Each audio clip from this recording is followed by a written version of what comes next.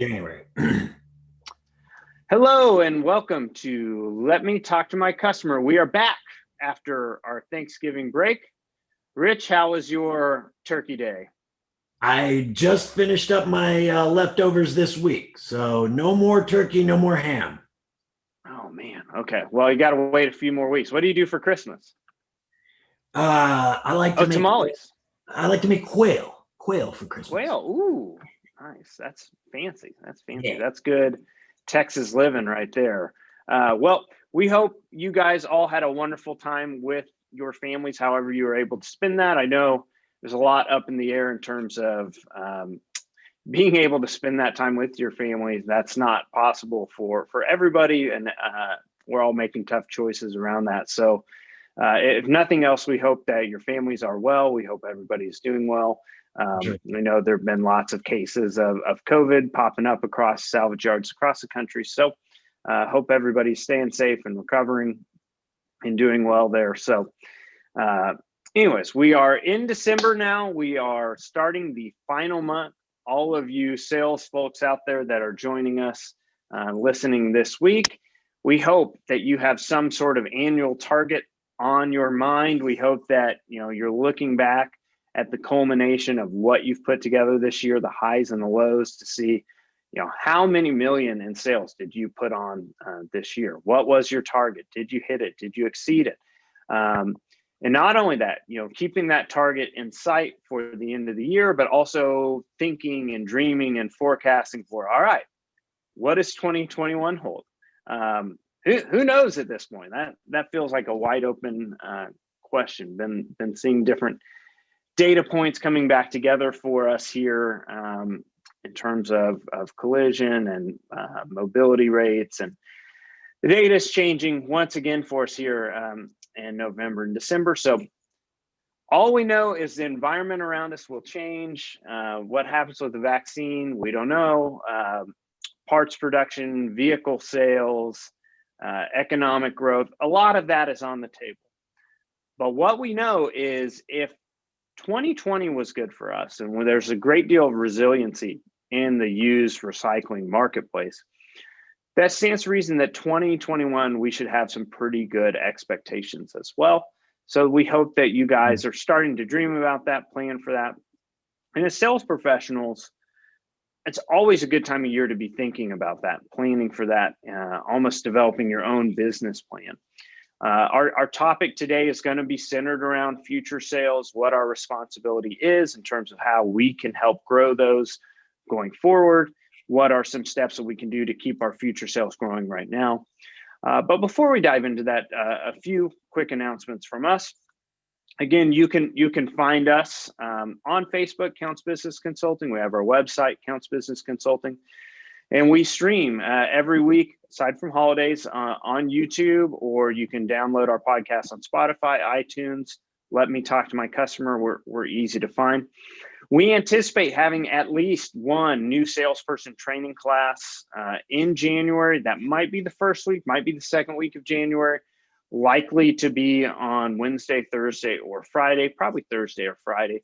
So if you have any new hires, you have anybody that's onboarded or you've hired here in December and they've gone through their initial training, we like to grab people after they've taken root and you feel confident that you're going to keep them, want to invest in them. But it's $100 a week for our 4-week session for new salespersons, and we hope you take advantage of that. I think there's really good potential, really good opportunity to be had in that regard. We do also have bilingual sales training available for anybody out there that's interested, and we'll probably do another closing series or some sort of series that is more targeted towards intermediate or advanced salespeople in our industry. And that will again be some sort of weekly session that we'll set up for you guys. So be on the lookout. If there's a certain topic that you have in mind that you'd like us to train on and address, reach out, let us know. It's really easy for us to put those on and put those together for you guys. And we hope that you're enjoying the sales training series that we put together in the past as well. So, all right, very good. Again, appreciate you guys joining us. We love our customers. We're very grateful to have very full and busy schedules, and look forward to growing that even further with you guys in this coming year. So that in mind, our topic today, future sales. I think this is an important topic. A lot of times in our industry, when we talk about future sales, we're talking about buying, we're talking about forecasting inventory, we're talking about a lot of things that are outside the actual sales arena. But today we're going to be talking about future sales strictly as a salesperson. What do you do? What are your responsibilities? What can you do to help eliminate dips in your sales cycles? What can you do to take responsibility of investing in yourself and investing in future potential for yourself to keep your future opportunities coming at a rate that allows you to grow and allows you to thrive? So with that being said, Rich, I'll let you have first crack at this. What are some of the major responsibilities or major things that our salespeople can do to help dictate future success in their future sales? Yeah. So I know a lot of times we talk about making sure that future success happens by building off of current success and past success. Guiding our salespeople to take a look at what are some of the biggest orders that they've had in the last 4 to 6 weeks. Taking a look and singling out some of those customers. Absolutely. Yeah, I think the easiest place to start in terms of prospecting and trying to organically generate new sales is our past successes. Who's ordered from us recently that was new to infrequent, somewhere on that end of the customer scale, somebody that we don't work with regularly. They're either once a month or once every 2 or 3 months. Who can I drill back on that we had a good experience? We know we delivered on time. We didn't have any issues. And even more so, I try and work my way back and recently. I want to be somebody that was on their mind recently and I had a recent success with. How can I take that recent success that I've had and follow up and allow that to multiply into more, right? They had a good experience with me. How do I keep in their mind so that they're going to call me back right away and build that bridge? I think more often than not, a lot of salespeople struggle to do this. This is by far, to me, the easiest place to start in terms of filling our pipeline. We tend to be future oriented in that what's in front of me right now is what I focus on, and not as much what can I do? Okay, calls are a little slow today, or we're having a little bit of dip. And as we've seen in 2020, we're going to have pretty wild swings sometimes, whether it's holiday related or whether it's government policy related. There's going to be a lot of changes. And so as a salesperson, I want to be ready to be able to take the reins and start keeping my pipeline full. And why not? I mean, start with who you've already done business with and who's already done really well. And especially somebody that's on the lower end of what their potential has been, and that we had a successful transaction with them, but we haven't developed a successful relationship yet, right? Do you know of any specific examples or other companies or other industries where they really prioritize first-time customers or customer experience from the first time, where that really takes center point in terms of them growing their future sales? Yeah, I mean, I'm thinking, I know of a yard right now that we work with that for first-time customers, they offer them like $50 off on any order that's like over a certain amount when they make a second order, things like that. I know you mentioned following up in particular, but digging deeper than just following up, finding out when calling up on some of those customers, how did that order go? Was everything according to expectation? Was there anything that we could do differently in the future to make sure that the process is smoother for you? That kind of thing. Yeah, absolutely. How was the would you prefer me to email, or what's the best way to get a hold of you? Should I text you? Do you want to text me? What's your preference in your order habits? And then, hey, what are you working on, right? That's always the simplest way to get back in there and say, okay, well, I'm great. I'm glad that worked out. And I like that idea of providing a first-time customer a discount or an incentive, and not being based on the first order, but being based on the second order, right? Developing that habit, incentivize the return of the relationship and the repeat business. I know in other industries, at times they do something, whether it be they color code an invoice or they do something to basically tell sales and production or the entire team, right, that this is a new customer. And so I think for a lot of companies, this isn't necessarily sales oriented, it's customer oriented. Does the driver know when they are, I mean, they should, that they're stopping at a new shop, and this would be a great time to introduce? Do they have a pamphlet or any materials? Going above and beyond, being polite, introducing themselves, doing something to accentuate this new relationship and make sure everything is what the customer is expecting and they have a good experience. Okay, so otherwise, right, extending out past just recent orders, following up on past opportunities is another way to go. So maybe we didn't close a deal, we had some things that were open, or it's just further out on the horizons. Maybe it was 3 weeks ago or longer.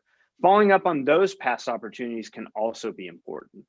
Finding a way to connect with customers outside of a specific transaction. Maybe I'm not following up exactly on an order. Maybe it's on a quote, or maybe it's just, hey, I remember speaking with you. This was our first time talking, and I wanted to see, is this a good time for us to talk a little bit more about your business? I didn't really get a chance to know who you guys are, how long you've been in operation, how many bays do you have, what type of repairs do you do, where do you typically source your parts, how many parts do you typically order on a given day or week.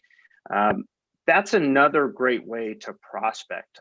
When you look back, there are typically plenty of customers you can pinpoint that you either talk to frequently or at least at a higher rate than what they order. And so there's some activity out there. You can capture that they're busy or they have a certain amount of business or a certain amount of work that we're not currently party to or we're not currently involved in. And so you can start that dialogue now. Like if you're having some dips or you're having a loss of call volume, this would be the second category of customers I want to pinpoint. Customers that there are already some sort of opportunity out there that we are capturing at a lower rate, right? So for you as salespeople, I want to grow my business 10%. I want to grow my business 20, 30% next year as a salesperson. One of the easiest ways for you to do that is start looking in your book of business. Who can I get to buy more and buy more from me, right? What is my potential to grow? And again, there might be 10, 20 of those customers. If you had 5 or 10 of those customers, what does that do to your business? How much does that impact you? How much does that allow you to grow by hitting on those past opportunities? For sure. Okay. Rich, what are some other ways, some other areas where we can focus on filling our pipeline and building our future sales? Yeah. So, I mean, you talked about people who we've done business with recently, or people who we've been in communication with maybe in the recent past.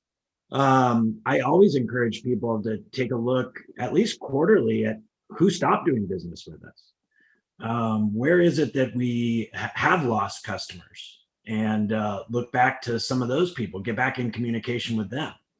I think pretty much every yard software system has a way to be able to take a look and see who did business with us maybe 90 days ago, but hasn't done business with us in the last 30 days or something to that effect. Yeah, absolutely. Lost customers is one that is not, as a salesperson or sales manager, it's not fun to look at, right? There can be a lot of bad memories and frustration there. But at the same time, there's not an insane number of new customers that are growing and popping up overnight. So we can't just sit here, and even though that might be a point of frustration or a point of failure, we can't sit here and refuse to look at people that we've lost business from.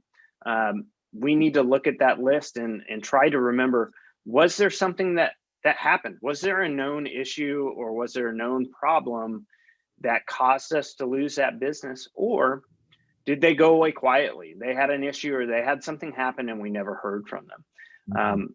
So we know what their business is about. We know what it took in the past to earn that business.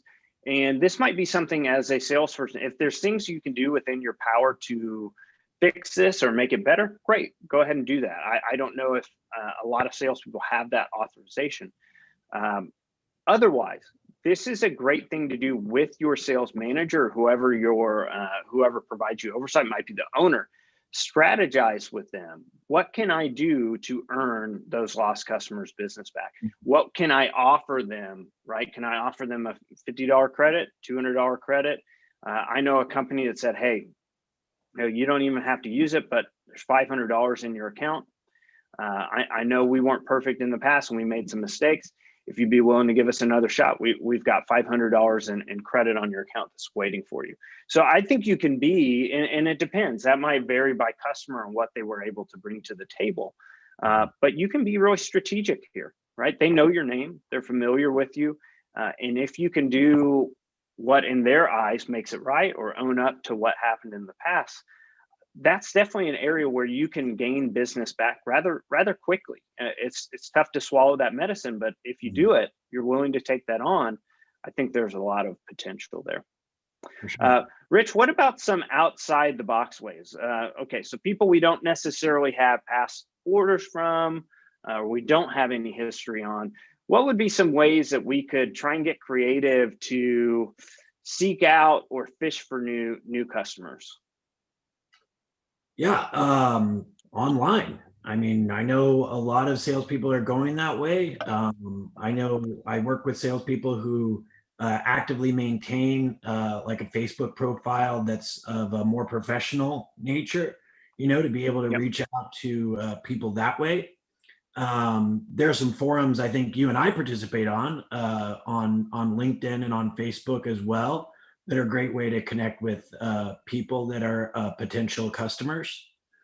Um, absolutely. This is a global industry now, right? And whether it be there could be certain niche things like off-roading paraphernalia and parts, or it could be performance vehicles, or even like you're saying, just simple associations of being knowledgeable of what local collision. If you're heavy into collision businesses, what's a local collision association, and can you fish in that pond? Can you go and make some connections there? Are there local car shows or gearheads, or just people that are going to be like-minded and interested in the type of work that you do, that maybe they might not be a potential customer, but they would know other people who are potential customers for you. But seeking those out, right? So that's where you could have, I think, a little bit of fun. Again, this is a global world. And if you're a sales professional, if you are a sales professional, if you do not have a LinkedIn profile, I don't know what you're doing. If you're wanting to get other wholesale businesses, that is absolutely something you should be a part of. You should be managing that. You should be looking to grow that. That should be a skill that you're looking to develop. And in the same way, like Rich was saying, seeking out maybe parts forums, Jeep forums, whatever that could be, you're trying to find points of engagement to identify new opportunities. And you might not find that right away, but you're sowing seeds, you're putting potential opportunities out there, in the chance that as you develop over time, there's good potential, and you could turn an online profile or account into something that's significantly more valuable in customers and retention. for sure. Okay. There's Well, also, there's also the old classic pressing the flesh that's true. in person. Harder to do now. That is true. Maybe bumping those elbows, or There you go. whatever the case may be. But yeah, in person, maybe harder to do now. But also, anytime something becomes more scarce or less common, to me, that just increases its value, right? So you doing something in person, taking the time to go by on a weekend, whatever the case may be, maybe you're trying to get better parts knowledge, and so you stop by some dealerships and try and form some friends at some dealerships to get a little more information on what's back ordered, or what's making those connections there. There can be any number of ways of seeking out connections or building your network that enhance your future sales potential. And in person even though it's hampered right now, can't be ignored. That is absolutely something that I know several big time salespeople that at least annually they make plans to go out and they want to see their top customers at least annually, if not more frequently than that. Because if you look at your career, right, we're talking earlier on in this episode about tabulating all the sales you've done this year. When you look back and think of what that customer means to you, you know what they did for you, it's a great time to have gratitude. It's a great time to thank them and engage them, and make sure they know how important their business is, even with our good existing customers. And once you see the value in that, it makes it easier to then try and go and provide that same sort of thankfulness and gratitude, or seize those opportunities with other customers that are out there as well. So, Rich, any other thoughts on future sales for us this week before we adjourn the episode? I mean, this is a conversation I've been having with a lot of the elite salespeople that we've been working with. I know that there are a lot of salespeople who rely a whole bunch on their existing book of customers. And I'm always asking them, okay, who have we talked to that you don't really know? Always be looking for growing that list of customers, and always be looking about where we can squeeze out an extra order from the ones that we do know. Yeah, if you're already good and proficient at maintaining your existing customers, that's excellent. It's a great skill to have. You cannot overlook the acquisition skill and the ability to keep growing.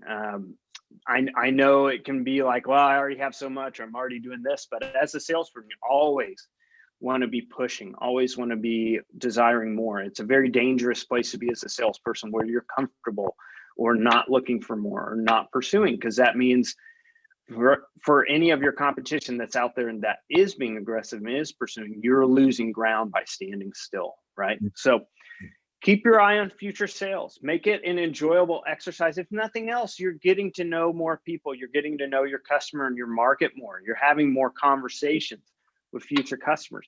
There's nothing bad that can come of that, to engage them more.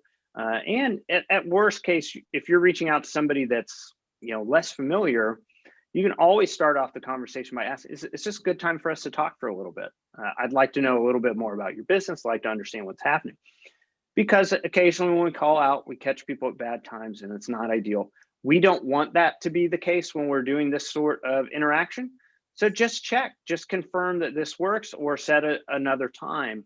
And most professionals that are at least open to developing a better relationship will set that time. They'll want to keep it. They'll want to honor it with you reaching out and making that effort. They'll want to return the favor. So thank you guys for joining us this week. Again, catch us online at Facebook, Counts Business Consulting, our website, countsbusinessconsulting.com. Rich and I believe are both on LinkedIn. You can reach out to us there, and be on the lookout. If you have new salespersons that need to be trained in the new year, we will have that online series for you. We don't have the exact dates or times set yet, but be on the lookout for that. It's going to be $100 a week for a 4-week series. Please reach out to me at crcounts@countsbusinessconsulting.com to let me know of your interest. So thank you guys. As always, we're glad to be back after Thanksgiving, and we hope you guys are having a wonderful time with your family and that business is thriving. So you guys, wish you all the best. Thanks for